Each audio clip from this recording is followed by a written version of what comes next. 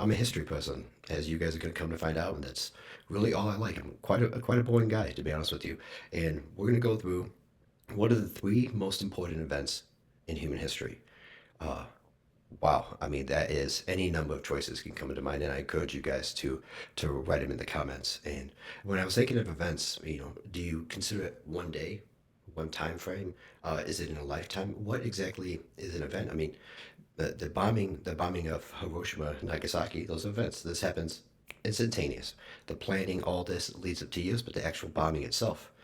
And then you have the opposite of that, maybe, for the Industrial Revolution, which is a bunch of key moments, but it's over the course of a long time. In many ways, we're still going through it. We are seeing better trains, better cars, better things for the environment.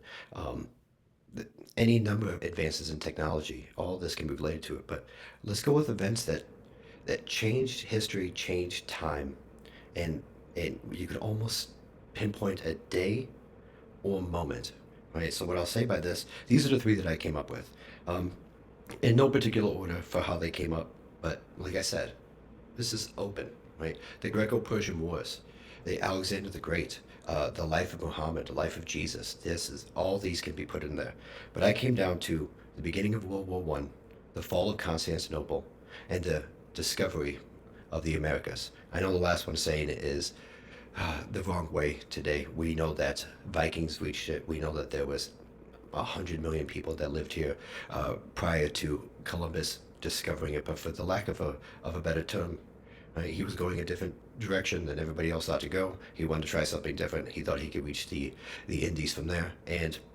stumble upon a mass of people and two continents full of cultures that would come to be very much destroyed. But that's not here nor there for this particular part of the argument or conversation. So let's start with the first one. One that I picked these because I enjoyed studying them. I enjoyed having conversations about them and going through my schooling. This is also something that the professors seem to be very, uh, they enjoyed talking about. They enjoyed engaging about the fall of Constantinople. Now, I understand we live in a time where everybody must be doing their own research because they're all yelling at each other all the time. When I'm coming back now, seeing the news in the States and trying to catch up on the last 7 years, especially. There's no reason to go through the people's names, or there's no reason to go through what it is. But for a very basics of it, we're going to have uh, the conflict of two religions come together. Um, Islam is going to be on one side, Christianity is going to be on the other side. Rome, the later parts of Rome, the Byzantines, against the Ottomans. This is going to turn into a moment that will change the world forever. It's the argument itself for why now modern day Istanbul, this time Constantinople, is so important. If you had an alien species come down from obviously another planet, and they would decide that we would be all one big country, and I truly believe the capital of that country would be modern day Istanbul. Not only the cultures that are there, the location, the East meets the West. It's just such a special and symbolic place that the taking of it meant that much. The power that was had after by Mehmed II, by the Ottomans, once controlling this one city, this one territory, it led them to be able to go into Europe, to expand. It led them to cut off lines of trade. It it cut off the world from one half of the world from the other half. That led to the expansion into the Americas. It led to more colonization. It led to really the beginning of colonization. And from this grand sense. Back in the day, we had that. I get there's going to be right, slavery happened, wars happened, territory was taken.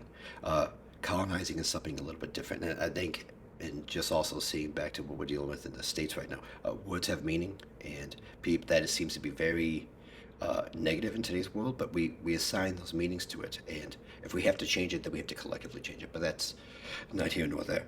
Um, Once the last remnants of Rome fell, it opened the door for any number of empires to rise, any number of empires to fall, and it really just changed the world dramatically. Even with the type of weapons, you are not going to take down this city with old siege weapons. They brought cannons. Cannons were finally on the battlefield. We saw that walls by themselves did not work anymore. And I get they work, right? You could have neighbors, you could build a little fence and then keep them out, but to a determined enemy, and in today's world, Yeah, it doesn't work the same way. And we saw it stopped working in about 1453. So, which leads into my next one, which is a great segue.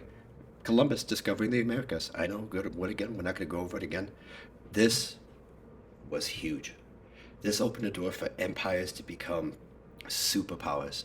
The wealth, the land, the safety that involved with it. I understand they came here and they destroyed populations. Populations that were already fighting. This is populations that have enslaved other populations in the Americas that were completely separate from understanding any other part of the world. So we saw that that's also very much a human condition in take as much land, control the power, control the money, the population, enslave a lot. This is just common, but we found the same way. But what opened the door here was this. I believe the space and the greed really took a hold. There was so much to be had. Two oceans in between. We don't even know this at the time when we're finally getting into the nitty gritty. And it look at the dynamic that we are in now for the world. Arguably, I'm sure maybe it's having an argument, the most powerful country in the world, the United States of America. This is not even that old of a country. This is not even that old of a landmass known about. But that shows you the uniqueness of these continents, whether it is in their wealth, their location, uh, not the community want to be about the culture behind what people are looking for in coming to these places. And I know the negative we think about slavery, but we also have to think about how many people came here to get away from that kind of system, to get away from the feudal system, to get away from horrible lives and try something new. Not everything is good, but just because things have it bad does not mean that everything about it is also bad. So it's just a little caveat for us. And here's something that I like the most. This will be argued, I'm sure, tooth and nail into the comments with my friends. The people have to hear this all the time. I believe the most important event in our modern time, whenever you want to call the modern time, let's call it post-American Civil War. What's when weapons really changed and were changing, and uh, everything was on the rise. It doesn't matter. World War One, in my opinion, World War One is the most fascinating to learn about. I would encourage people to watch documentaries, uh, read books, watch movies. I actually don't care how you get the information. We live in a time where information is right on our hands, so you can look it up yourself. It it changed the world dramatically, and I believe in every facet of it. To to begin with, starting off June 28th, 1914, we're talking about one assassination of one person can change something. Think about the power of one bullet. Franz Ferdinand, the heir to the Austro-Hungarian throne, an empire that would not exist at the end of this war, was shot in Sarajevo. And it was shot by what we would probably consider now to be either a terrorist or a freedom fighter, just depending on how you look at it. And something fun, I don't know if there's truth to this, but something that has always been interesting story when they tell it is the man who actually shot him, he got scared after they threw the grenade. They didn't kill him. There's always stories about they turned on the wrong side of the street, but apparently his driver got the wrong way and was looking for the other way out of the city. And the place he stopped at was a sandwich shop right in front. And this young guy, Gabriel Princip, young kid, 18, 19 years old, uh, has his gun, pulls it out, and shoots Franz Ferdinand and his wife right there in the middle of the street. So what kind of weird luck that is? And to think of how much that bled into our modern society and what that means. Not only the battles, we could go over. You're talking about machine guns and bombs before we get into airplanes and tanks and men running at each other and shooting each other. If you get bored later and you like these stories, look up the Battle of the Somme. Uh, really, really interesting. There's going to be battles that you're going to look across and change history, but that are incredible to learn about. The Somme is one of them, and I'm sure I'm pronouncing that wrong. Like I said, this channel is not about perfection and knowing everything. It's about just having a conversation. Now, at the end of this war, we would have how many empires would no longer exist? Well, the only one that would survive would be the English Empire. Uh, the Ottomans, gone. The Russians, gone. Austro-Hungarian, gone. And in many ways, the entire world was changing at the time. You were seeing the beginning of the rise of Japan, the rise of the states. They were already a powerful nation, don't get me wrong, but we very much kept to ourselves. Isolationism was our way. We were those kind of people, and we saw then that we could really pull our weight a little bit and push it around. I don't know which way is the best way of saying it, but it changed. It changed the entire dynamic of the world, and it also laid the precursor for the entire modern society we're in. So weapons took a huge leap forward. The tank, machine guns, you can name it. The idea of using airplanes as weapons, bombs, all this. We knew communication had to be better. We could no longer use pigeons. We could no longer have people running across the battlefield. Weapons changed. I apologize.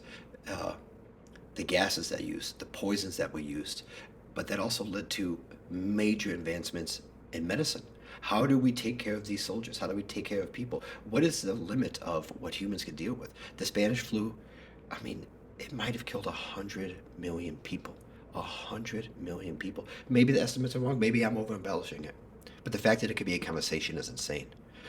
Then you also have what happened to Germany, what happens to France, what happens when I would get into Russia yet. But it laid the groundwork for Germany being subjugated, being treated awful.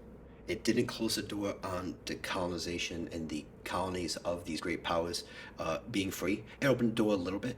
It slightly opened the door. You have very famous names that are going to start to come about during this time that will be major players in the world later. All of the world. It's unbelievable. Again, I would encourage you to look up the leaders of this time. Uh, Ho Chi Minh, for example, would be an obscure name that you would think, how does Ho Chi Minh get into this? Um, Eventually leading to the Vietnam War, they wanted their independence. And where did he go to ask for this, and what group of people did he try to lean on? These are all interesting things, and it shows you how history is connected. Um, World War One is my favorite time to learn about, and I encourage all of you to take the time to study, and also tell me any of the ideas that you think could be in this. Let's call it a top five list, and what's the most important to you. And if you would like to delve into it more personally and actually go into the names, go into a deeper dive of World War One, please ask. We'll make an entire video for it. That could be our focus on Sunday.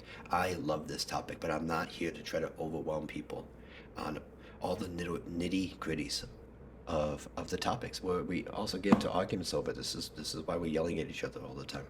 Try to find a middle ground means that you don't need all the information, right? Having it is great, but if people aren't going to delve into it anyways, then it's useless. Then we have to do thought experiments on what the outcome is of these things, and that's somewhere I want to go. Thank you guys for watching. If you've made it this far, like and subscribe. I'm thoroughly enjoying this, and to have a chance to talk to the population at large, hear what people think, try to get a bigger following to see what more people are thinking and see if we could change things. I am sure my friends and my people are sick of me going on my long rants, so they would encourage this. Once again, thank you. Have a great day, guys.